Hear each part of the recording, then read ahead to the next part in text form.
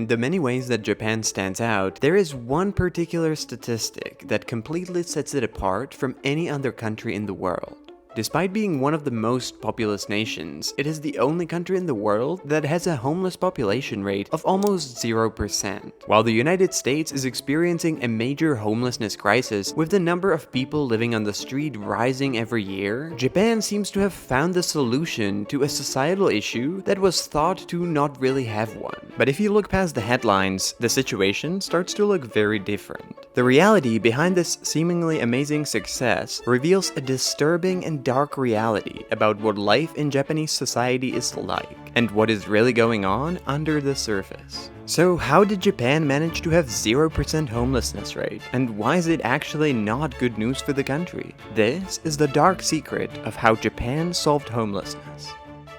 According to official statistics, Japan, a country with over 125 million residents, has around 3,000 homeless people, about 0.003% of its population, which is way less than other countries with low homelessness rates like Switzerland and miles ahead of countries like the US. But why exactly? Well, there are several reasons that are often mentioned as the cause of this extremely low rate. So first, being homeless is actually very difficult in Japan, and in the Japanese culture, it is incredibly stigmatized. According to a founder of a non-profit organization that's supporting the homeless in Japan, there is no culture of compassion for homeless people in the country, and they are usually seen as people who only have themselves to blame for their situation, and who deserve no help at all. This is even stronger because the majority of homeless in Japan are men, who are traditionally expected to be self-reliant, and their failure to do that is seen as an embarrassment, both by the public and by themselves. As a result, the authorities tend to make it harder to actually be homeless than in most countries. Any kind of begging in the public is banned by law. Homeless people tend to be pushed out of sight, and cities like Tokyo are known for implementing what's been called anti-homeless or hostile architecture, like parks that are locked at night so that people can't sleep there, or benches and other city features that are specifically designed to make lying, sleeping, and prolonged sitting on them uncomfortable in order to discourage homeless people from staying in the area. And so making it both difficult and socially unacceptable to be homeless contributes to the low rate, as it is something most people try to avoid at all costs. What also helps are some of Japan's unique policies that, while not designed to reduce homelessness, helped to do it anyway. Japan has very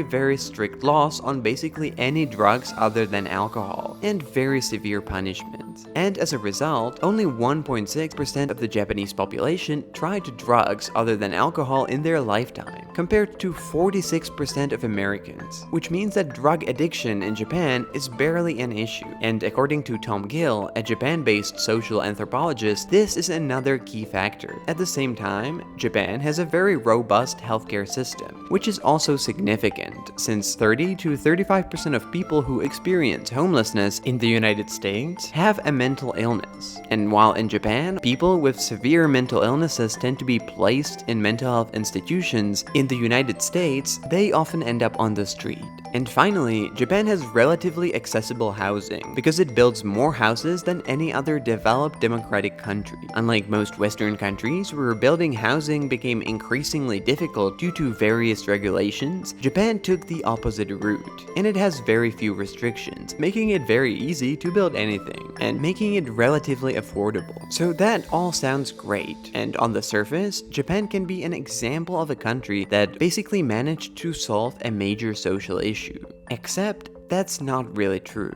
Despite the official numbers, the reality is a lot more grim, and there are many more people without a home in Japan, but they are hidden away from sight and government statistics. So how is that possible? As you might have seen in another one of my videos, in the 1990s, Japan experienced a severe economic crisis when the stock and real estate markets collapsed. In the following years, it became extremely difficult to secure a steady, regular job with a decent pay, and so millions of people were left to survive on low-paying temporary part-time jobs. Many of them never managed to recover, and they became known as Japan's lost generation, people with no no status, no place in the society, and no future. As a consequence, many of them were not able to hold down an apartment and pay rent every month, even in a relatively affordable Japan. But at the same time, they would do anything to avoid living on the streets, in order to avoid the shame and stigma from the society that comes with it.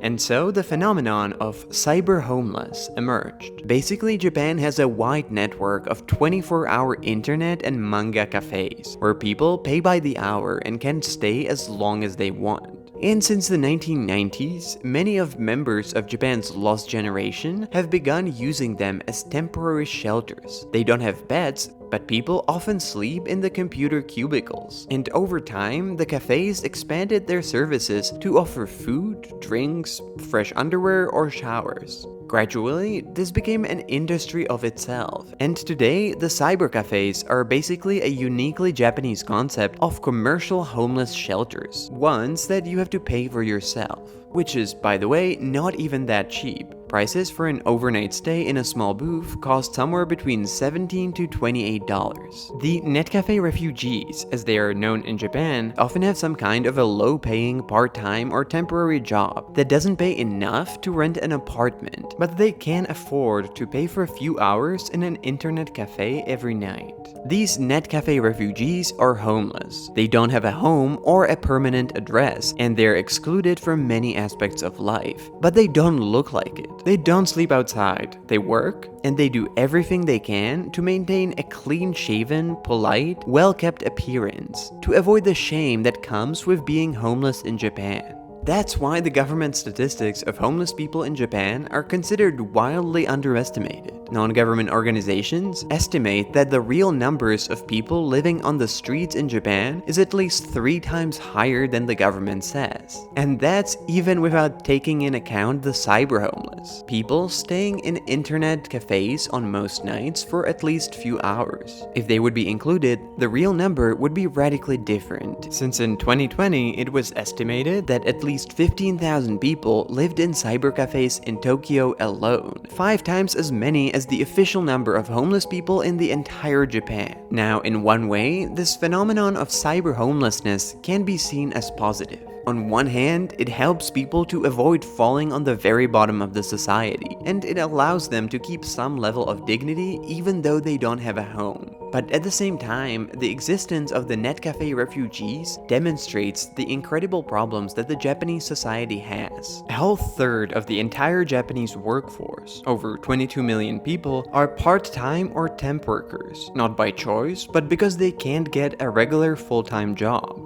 Not all of them are homeless, but most of them are only paid a minimum wage. They struggle to afford a normal rent, and they have no prospects of their economic situation ever getting much better. And so even though Japan's official homelessness rate is much lower than in the US, the percentage of people living in poverty is actually higher in Japan than in the States. And while only a few end up on the street, many more end up on the fringe of the society, stuck living in cyber cafes and capsule hotels, and in a never-ending cycle of not being able to get a proper job to get an apartment, and not being able to get an apartment to get a proper job.